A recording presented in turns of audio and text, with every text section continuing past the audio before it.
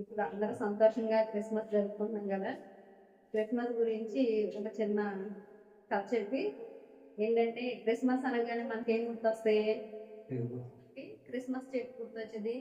తర్వాత decorations, lightings, stars, Christmas star ఇవి గుర్తొస్తాయి. Santa Claus, Christmas star. ఎక్కువగా సెమీ క్రిస్మస్ జరిగినప్పుడు అందరూ క్రిస్మస్ స్టార్ వేషం వేసి ఆయనకి ఏం బర్త్ పెడతాడు, అందరికి చాక్లెట్లు విసిరేస్తారు అనమాట. అసలు అది ఎలా వచ్చింది అనేది తెలుసుకుంటున్నాను.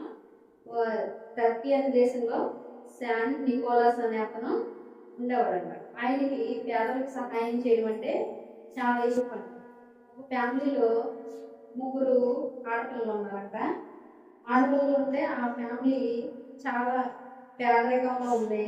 వాళ్ళకి వివాహం చేయడానికి కూడా వాళ్ళ తండ్రి కొడుకు కానీ తల్లి దగ్గర ద్రవ్యం లేదు. అప్పుడు చాలా వాళ్ళు బాధపడతా ఉంటుంటే ఏం చేయాలో అర్థం కాక వీళ్ళు చాలా బాధపడుతున్నారు.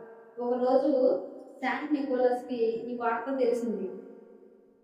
వాళ్ళు బాధపడుతున్నారు, వాళ్ళు వివాహం చేయడానికి చాలా కష్టాలు ఎదుర్కొంటున్నారని తెలిసి ఒకరోజు ఎవరికి తెలియకుండా నైట్ కూడా వచ్చి వాళ్ళ గృహంలో ఒక ధనం మూట పెట్టేసి వెళ్ళిపోతాడు. అది చూసి ద్రవ్యం తీసుకుని వాళ్ళు దేవుడు మాకు ఇచ్చాడు అనుకుని వాళ్ళు వివాహం జరుపుకునేవారు. అలాగే ఇంకా రెండో అమ్మాయి వివాహానికి కూడా ఆ విధంగానే ద్రవ్యం వాళ్ళకి తెలియకోకుండా అక్కడ పెట్టి వెళ్ళిపోవడం జరిగింది. వాళ్ళ కనుక అసలు ఎవరు మనకు సహాయం చేసేది, ఇక్కడ ఎవరు పెట్టి వెళ్ళిపోతున్నారని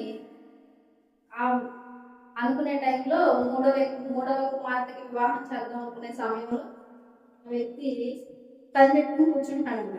అసలు మన ఇంటికి ఎవరు వస్తున్నారు, ఈ ద్రవ్యం ఇక్కడ పెట్టి వెళ్ళేది ఎవరు చూద్దామని వెళ్తే అప్పుడు ఒకరోజు ఆయన రాణి వచ్చాడు. అర్ధరాత్రి సమయంలో వచ్చి ఆ ద్రవ్యాన్ని అక్కడ పెడుతున్నప్పుడు చూశాడంట.